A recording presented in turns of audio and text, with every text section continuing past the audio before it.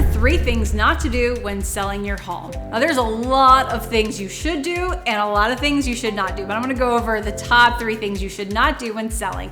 Number 1, don't stick around for the showings. It makes the buyers uncomfortable. They wanna talk freely about the home, and they're really not gonna tell you the honest truth when you're standing right there. They might say to your face, oh, your home is lovely. And they just told you a big fat lie. They walked out the door so fast and said, I'm never gonna buy that house. Number 2, don't make a stinky meal. When you're selling your home, you want your home to smell clean and fresh and not like the meal you made just last night. Number 3, make sure you pick up your laundry. So don't leave your laundry around. Remember, buyers are looking through your home. They're opening drawers and closets. So if you left in a hurry that day and you left your undergarments on, that's not what a buyer wants to see. So I hope these tips help.